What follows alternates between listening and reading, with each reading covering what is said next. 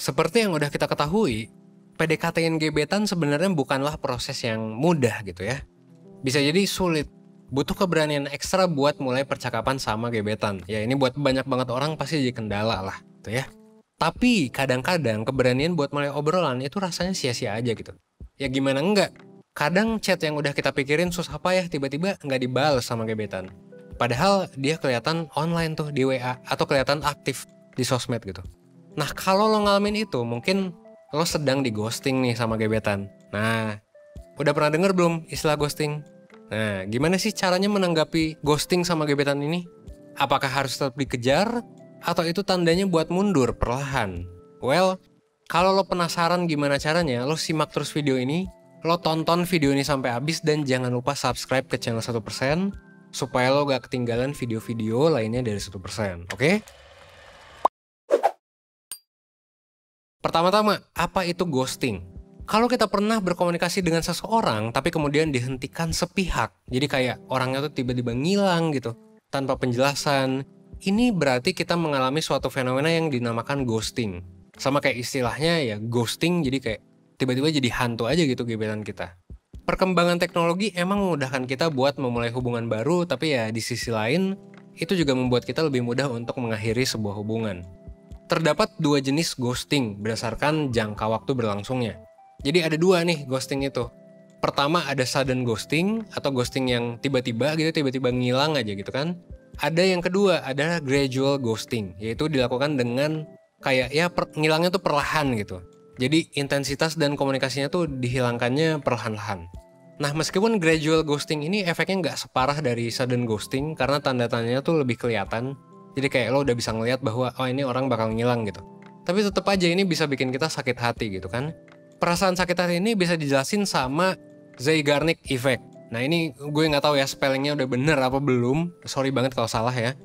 Jadi Zeigarnik Effect ini adalah fenomena psikologis di mana kita cenderung lebih mengingat tugas atau kejadian yang diinterupsi atau gak selesai gitu dibandingkan tugas atau kejadian yang terselesaikan. Dengan kata lain udah rasanya gak enak gitu kan gara-gara ditinggalin, gara-gara di ghosting, udah itu kepikiran gitu jadinya. Jadi sadis banget sebenarnya ghosting ini tuh. Sebenarnya sakit banget lah ketika kita ditinggalin sama gebetan. Nah, pertanyaannya adalah kenapa sih seseorang bisa sampai ngelakuin ghosting? Pertama, alasan pertama yang ngebuat orang memutus kontak secara tiba-tiba adalah mereka masih belum bisa tegas menentukan pilihan. Biasanya sih kayak gitu ya. Hal ini bisa terjadi karena aplikasi pesan instan dan kayak online dating itu biasanya ngasih banyak kesempatan buat kita ngenal orang yang potensial gitu buat dijadiin pasangan. Tapi semakin banyak pilihan ya semakin mudah juga buat seseorang itu ninggalin orang lain ketika opsinya itu udah gak menarik lagi gitu. Jadi ketika ada orang lain yang lebih menarik ya udah yang sebelumnya tinggalin gitu ya. Selanjutnya, seseorang itu bisa memilih untuk menghilang tanpa kabar, bisa jadi karena pengen menghindari perasaan negatif tanpa memikirkan dampaknya ke lawan bicara.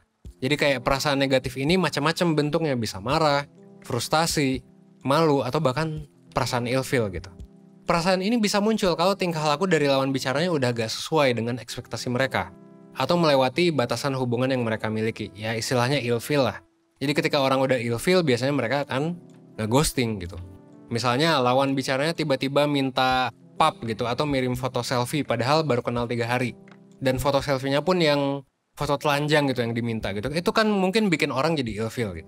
Daripada menunjukkan ketidaksukaan dan ngerasa awkward, jadinya orang-orang yang kayak giniin sama mungkin kita ngelakuin kesalahan yang bikin ilfeel, jadinya mereka milih untuk ngilang gitu kan. Memilih untuk nge-ghosting. Yang terakhir, ini alasan yang ketiga ya. Seseorang tuh bisa tergerak buat nge-ghosting karena ngerasa privasinya terganggu.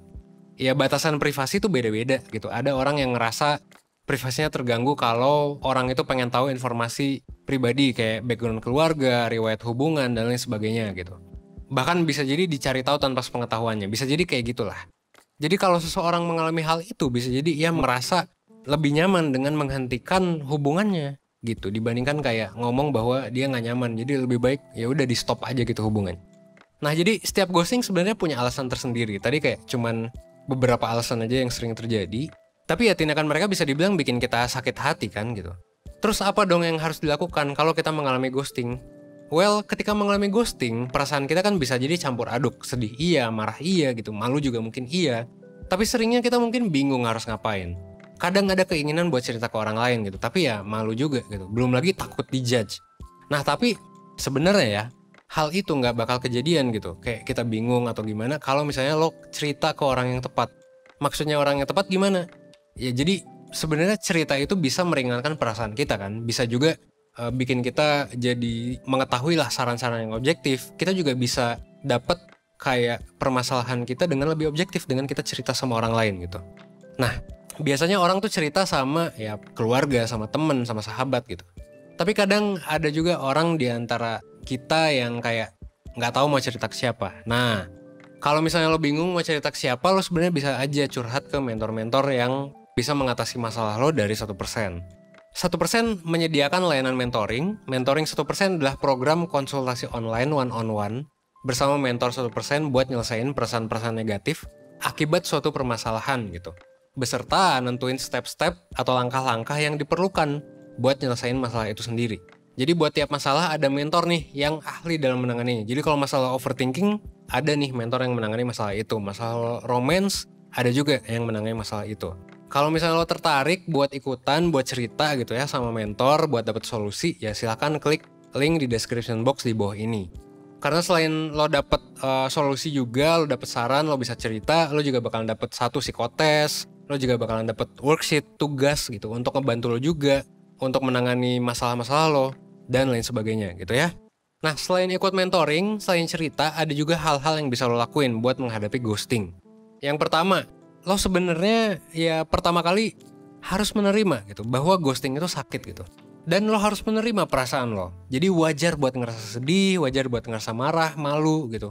Kalau misalnya kita di ghosting. Nah, tapi dengan kita menyadari, dengan kita menerima bahwa emosi kita itu wajar, emosi kita itu normal, kita bisa lebih gampang menemukan cara buat menyelesaikannya. Jadi gak usah terlarut-larut sama emosi kita. Emosi negatif itu wajar banget gitu. Jadi jangan dianggap bahwa emosi negatif itu gak boleh ada. Wajar banget kok, manusiawi banget gitu. Jadi cobalah sadari bahwa ya itu wajar gitu ya. Terima bahwa di ghosting itu sakit. Biasanya sih dalam mengenali apa yang lo rasakan setelah di ghosting, lo bisa aja mencoba untuk mengucapkan atau menuliskan si perasaan-perasaan lo itu. Ini juga bisa dibantu dengan lo cerita ke orang gitu. Dengan lo ceritakan lo sebenarnya memvalidasi perasaan lo sendiri gitu ya. Yang kedua, ingat bahwa pengalaman buruk ini nggak mendefinisikan diri lo. Dengan mengalami ghosting bukan berarti lo nggak pantas untuk menjalani hubungan romantis. Lagian ini sebenarnya justru nunjukin bahwa gebetan lo gak punya keberanian buat menghadapi situasi yang gak nyaman gitu. In some cases ya, dalam banyak kasus sebenarnya menunjukkan kayak gitu. Dan bisa jadi juga ini menunjukkan bahwa mereka tuh kurang mikirin dampak dari perilaku mereka ke lo gitu. Jadi lo bisa mulai mencatat kualitas positif dari diri lo. Ingat bahwa yang lo dapetin setelah berhubungan itu bukan hanya hal negatif, tapi bisa juga hal positif.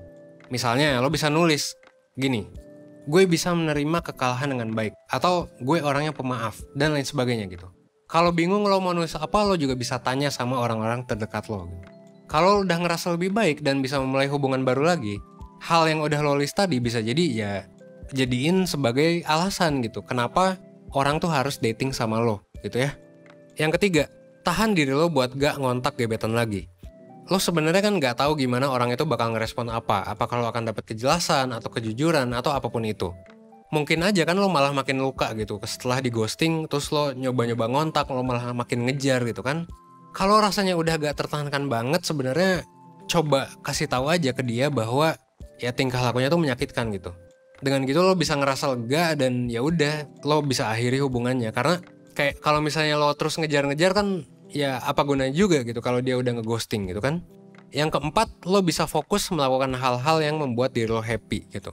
Nah, karena sekarang lo udah gak berhubungan lagi kan sama gebetan lo bisa aja berhubungan lebih intens sama keluarga lo, sama teman-teman lo yang mungkin jauh lebih menghargai diri lo dibandingkan si orang itu gitu. Mungkin lo bisa mulai ngerutinin olahraga, lo bisa nyoba gaya rambut baru dan lain-lain gitu. Intinya lakuin aktivitas yang positif gitu, yang bisa ngebuat diri lo semangat lagi, yang bisa ngebuat diri lo happy gitu, yang bisa ngebuat diri lo ngerasa lebih berharga gitu. Dengan menghilangnya satu orang dari kehidupan kita, mungkin kita sebenarnya harus ngerasa lebih bersyukur gitu, dibandingkan ngerasa negatif terus ya. Karena bisa jadi kita diselamatkan dari hubungan yang mungkin gak akan berjalan lancar gitu ya. Jadi ghosting itu bisa jadi memang belum tentu kesalahan orang yang menjadi korbannya. Dan walaupun sakit, ghosting itu juga bisa jadi pelajaran supaya kita bisa bangkit gitu. Setelah itu, pasti hubungan yang lebih baik dan sehat itu bisa lo jalani. Nah, gitu ya.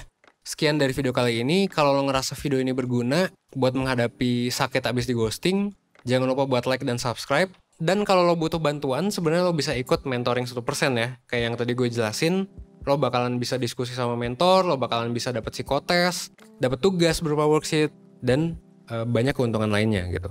Mungkin sekian dari gue Evan dari 1%. Thanks.